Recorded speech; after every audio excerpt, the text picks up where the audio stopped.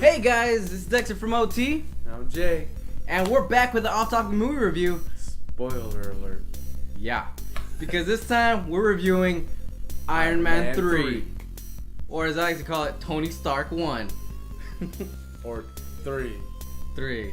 Yeah. So we just came back from the midnight release. I had a great time. Great time. Very good time. 2 Uh-huh. hours and 15-minute good time. I was not expecting that. 2 hour and 15-minute runtime. And it started late. Yes. Bastards. Started at 12:15. Wait, did it? Yeah, I think so. It did. Yeah. So 12:15. my first complaint though, all the trailers I saw before the movie sucked. Except for one. Fast 6 was alright. Okay. And Thor. And Thor. Thor. Gotta admit, Thor looked cool. Yeah, World of Darkness. Looking forward to that. I'm surprised we didn't see any. I was surprised we didn't see any Pacific Rim out there. I'm surprised we didn't see any Captain America trailer. Oh yeah, that's true. They're supposed to make part 2, but I guess it's not in there right now. Anyway, so to begin, the reason I say I call it Tony Stark 1 is because, I mean, just like Dark Knight Rises, this movie isn't about the superhero we went to go see. It's about Stark. Yeah.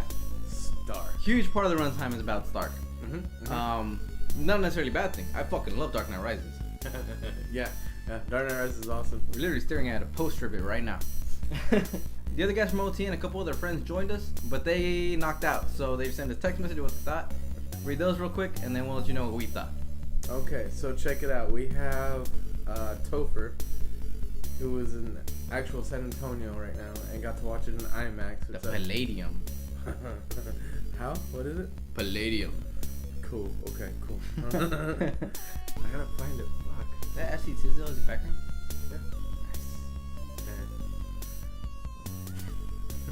Okay. It is the last one. Okay. Alright. So, Topher says, I really liked the movie because it was about Tony Stark, and Fire Through the Mouth was so cheesy. But overall, I give it 2 thumbs up. Topher. Okay. Fire through the mouth. For some reason, all these people have emotion in them. So it's like the guys from Gears. They blow up when you kill them, but then they come back to life. But then they blow up when you kill them. But then they come back to life But they blow up. when you kill them. Except they don't come back to life when it's good for the plot. Exactly. Okay, and our other friend Jason had this to say.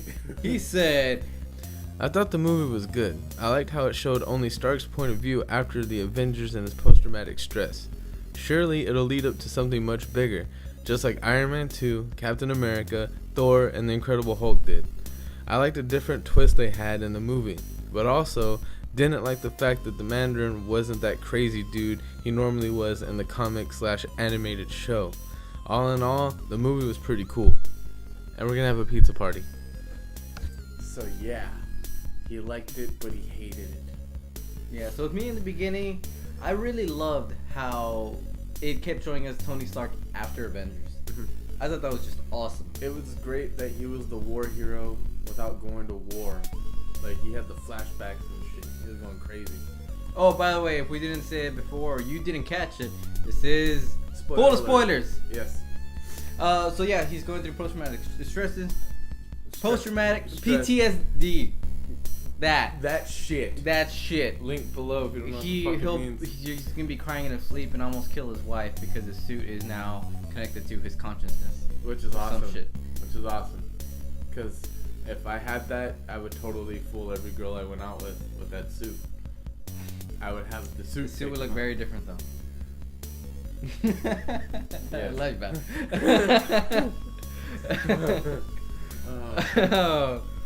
Okay, so going into Mandarin, yeah, he definitely got Hollywooded. Yeah, he was a bum on the street who failed out of acting school, but got re-picked up. for Oh, that drugs. guy, dude! I fucking love that guy. Yeah. I think was that Freddy Krueger? No, it wasn't. Really? I kept reminding me so much Freddy Krueger. It looked like Dave England, but it wasn't Dave England. Yeah, it looks so much like him. So yeah, even the Iron Man poster and everything to show Mandarin as like Osama bin Laden type of guy. But he's not. He's just a No, bum. that's the actor. Like, Bum on the street. it's an actor playing an actor who terrorizes. Playing Mandarin. Wait, no, he's an actor playing a terrorist who thinks it's a show, but it's happening for real. Yeah. Mind explosion. So yeah, I thought that was really cool though. The whole Mandarin thing of him just being an actor and being a front, and that what's his face, the guy that looks like Willem Dafoe, was actually Mandarin. Yeah, William Dafoe. Okay, he's Willem Dafoe. We need to cut to the Family Guy. This dude, like, I had a William Dafoe once under my bed. Hey, sleep? No? Just checking. So, what'd you like about it? What'd you hate about it? Okay, Iron Man 3. Liked it because you saw the human side of Tony, and you saw the fact that he could care, and that he can love, and he can adapt to situations without being so much of a smartass and witty. I mean, it was still there, but it wasn't as much. The thing I hated was in the previews and just the hype up, you expected to see more I'm Iron Man, fuck you, let me kick your ass. And that was a twist. But, I mean, it turned out good. It's just, I didn't get to see more action like I wanted to. And the fact that all the Iron Man suits were pretty much drones, spoiler alert, you really don't get to see Tony in his full on, let's dress up and fight. It's just more of a mind conscience control thing with him and Jarvis. It's not really him in a suit unless he really needs to be there, which is hardly ever in this movie. Okay, so my likes, my dislikes, like Tony Stark not being just a pompous asshole throughout the entire thing. Pompous. He's the whole PTSD thing really brought him down to earth.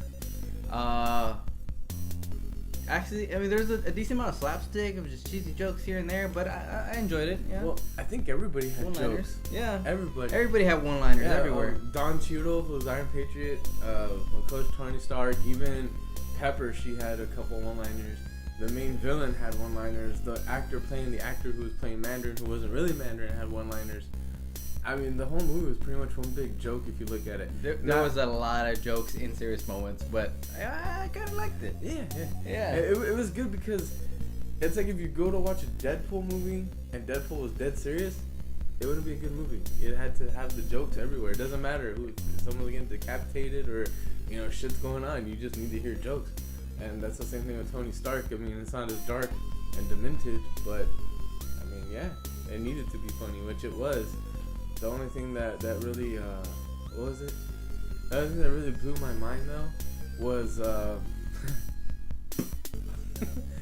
was how he started the movie off about creating demons, and it like went blast from the past, like way past part 1, to be like, hey, I met this guy, I fucked with his emotions, now he's fucking me over. Speaking of which, why the fuck did the movie begin with Eiffel 65? I know it was 1999, but out of all the songs to begin with, I'm blue. Well, I mean, Iron Patriot was there. Maybe he was depressed, and he was in need of a guy. Okay, other likes, action sequences, there weren't that many, but the ones that were there were fucking cool. Mm-hmm. I did like Tony Stark in action. Yes. Just going to Harbor Freight and finding random shit and making bombs and stuff and Or letting loads. people know you can make them at home. He made what was it? He made a stunner grenade out of fucking ornament. Christmas ornament. Yeah. Yeah.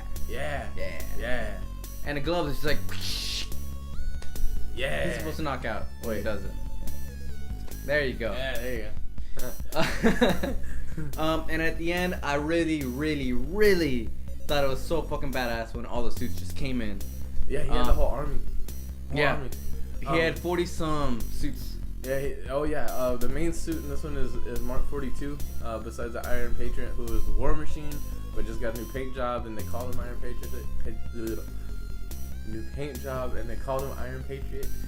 Yeah, I think the Hulkbuster was in there, no? Yeah. A quick appearance of the Hulkbuster, which You just lit the building. yeah, all he held did it was- up. All he did was hold up a building. But fuck, dude, I mean, Hulkbuster. So, my dislikes. I'm a little harsh on it just because I'm very critical of Marvel. I love. Yeah. Anyway, so a few things that I thought were kind of plot holes. One, if he coded every fucking Mark suit except for War Machine to only work on Tony Stark, why didn't he code War Machine to only work For Tony on Stark. No, on what's his face? Ultra Oh. One, the guy. Colonel, whatever. Yeah, on the Colonel. Why did he just code it to only work with him? Because AIM took it over. Like, what the fuck? Okay. Another thing, there's definitely not enough Iron Man. Every time that he got the suit, Mark 42 just malfunctioned, so he was never able to be full-on badass Iron Man. And when he got to fly, he ended up in fucking Tennessee. Yeah. So there was a few fight scenes, but even then, he didn't get to go all out in the suit. They kept going, punching each other, which Iron Man had a disadvantage because the guy's punches would melt through his armor. And I just kept thinking, why the fuck doesn't just Iron Man fly around and shoot him? And when Long range, he has the advantage close range. The fuck? Yeah. Well, I mean, okay. Pepper though, Hot. fucking hot, Half naked most of the time. fucking hot, literally as well. Yes. Yes, Yes. she becomes awesome in this movie. Yes. I didn't watch much of the animated series, so I don't know if any of this happened anywhere close to the way it did in the movie. I mean, we had some friends that just highly disagreed with the movie because of the changes on Mandarin. Yeah, and the fact that MODOK did not make an appearance, considering that Ames is a big part of MODOK, and same thing with Mandarin, which I don't follow Iron Man a lot. I mean, I just know Iron Man because of the movie, and I've seen a couple episodes here and there. I mean, not to say y'all should hate me for that, but I mean, it's like I'm more of the hardcore Batman, Spider-Man. I mean, talk to me about those, you know? But Iron Man was really good. It was really good, and it's like everybody's saying it's good to see him after the New York incident, which is what they refer to, which is the Avengers. The only thing that sucks is I wish there was more involvement of the Avengers. I mean, maybe not on screen, but The whole time I was just thinking like, where the fuck is Thor? Yeah. Come help him out. yeah. Or if not Thor, you know, like where the fuck is Black Widow? I mean, she was an Iron Man too. You know, apparently Yeah. she could have been around. You know, she could have said something. Yeah, I figured, maybe whatever's happening in the second Thor movie is happening at the same time as this, so that's why he never came out. Yeah. But then I'm thinking, like, there's a lot more than just fucking Thor. yeah, that's true. The really cool thing is at the very end credits, you know, Marvel, every comic book movie has that one scene that ties every movie together. Apparently, I'm disappointed. yeah, I'm very. disappointed. Okay. Bruce Banner is gonna replace Dr. Phil, and Dr. Phil's main guest will be Tony Stark, because that's all it was. At the end credits, it was Bruce Banner listening to Tony Stark rant about literally what was going on in the movie. I just pretend to listen. Yeah, he was pretending to listen. So the whole time you watch the movie, it's really just Tony Stark explaining this to And- Hulk. I get why they did it though, because at the end of Iron Man, if you walk out, it makes it seem like Tony Stark is done because he gets the flux capacitor taken out of him. No, Dude. the arc reactor, yes. But yeah, he gets it taken out of him, and he's like blah blah blah blah. Because there's no truth, and I'm Iron Man. Blah blah. He pulled but- the Batman card, but Iron Man. Yeah, it's like, I guess there's a decent amount of parallels between Rises and Iron Man 3 because they're both mainly about their alter ego, which I consider their regular selves. You know, it's exactly like you just said right now. Yeah. It's the perfect breakdown. Batman begins. I'm a rich guy, fucked up, learned how to fight, picked myself up, made a suit, fought crime. Iron Man, rich guy, put some metal together because he needed to escape, fucking made a fucking hero out of him. Then it's like, Dark Knight. So like, alright, I'm established, I have a villain, he wants to fucking do something, I'm gonna kick his ass. Iron Man 2, I'm Iron Man, suck my dick, villain wants to kick my ass. Another villain? Okay. Yeah, there you go. Then, Let's throw in 3 villains. Fuck it. and then it's like, Wait, Dark Knight also. Yeah. Dark Knight, Joker, Yeah. Harvey Dent, and Catwoman. wait, Oh. no, I'm talking Cat about burglar. Dark Knight. Oh, Dark Knight. Wait, who was it? Scarecrow. Well, yeah, he was kind of. Yeah. So, I mean, there you go. There you go. Iron Man 3. It's like, okay, well, I'm kind of too old for this shit, but I'm not saying anything.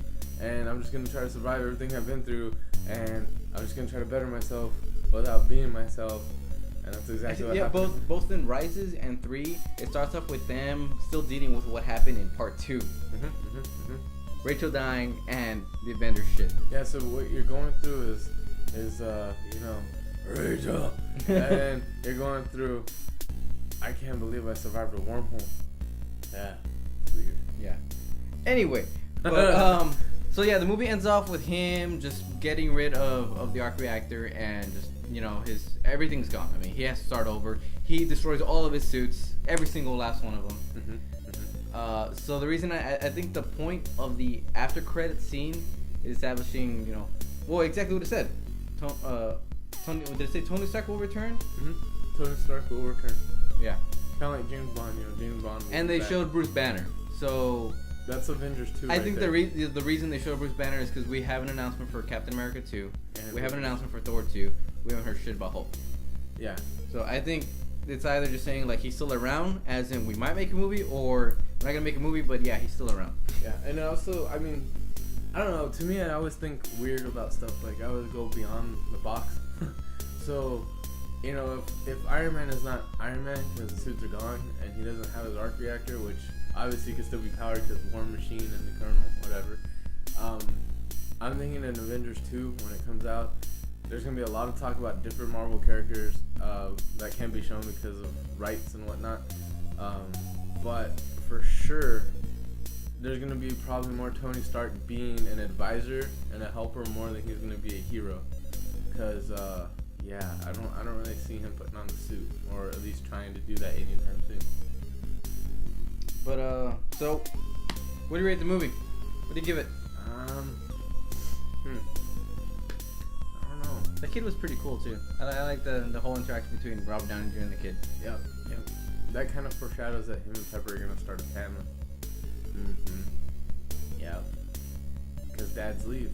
Don't be a pussy about it. Topher gave it 2 thumbs up. Jason. He'll probably give it 1 thumb just because he likes it and hates it. Yeah, he's like 1 thumb, and the other one's like, well, if it had rings, then I'd give it no thumb. When do you rate it? I give it 4 batarangs out of 5. Wow. I'll give it a 4 out of 5. I'll give it a mark of 1 out of the 42 that he has. No, I'm just playing.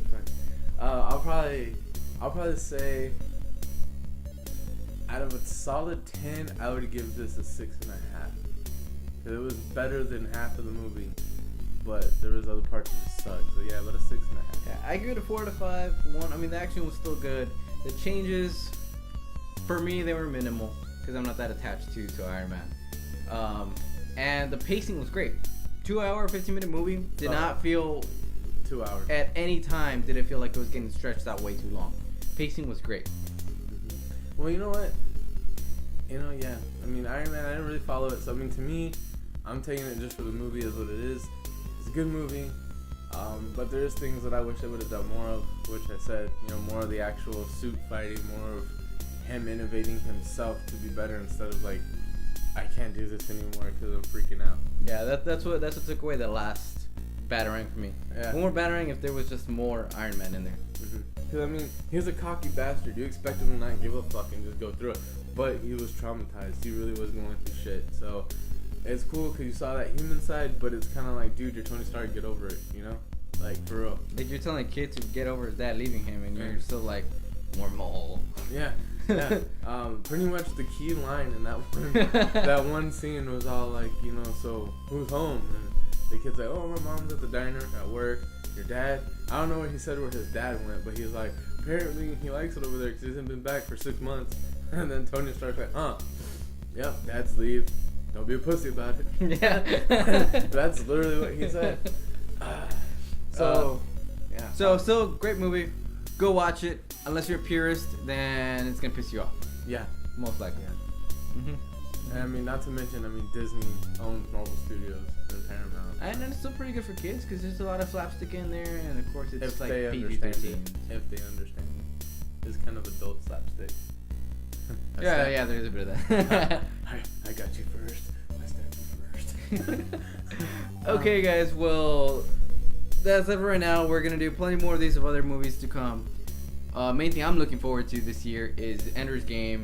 I know Wolverine's gonna be one we're doing for sure. Yeah, that's gonna be awesome, especially. That's not too long from now either. Yeah, it's not too long. Cause who's coming out in it? Apparently, if I'm correct, it's gonna be X-23, and then Silver Samurai or something like that. What's his name? I don't know. I really didn't pay attention. Yeah, he's a samurai, and he's gonna fuck shit up. But I'm really looking forward to X-23, cause that in itself is a crazy read on her own little stories there. So, let us know what you're looking forward to this year, and anything you would like for us to do a off-topic movie review / spoiler Alert, yeah. So, yeah, again, guys, I'm Dexter, I'm Jay. lifting my arm out of frame. All right, and as always, thanks for watching, and don't forget to Like and subscribe and share these videos with everybody else. And we haven't been around for a long time, which we're sorry for, but fuck it. We got busy, we had shit to do, we have normal lives. We love you though. That's why we're here.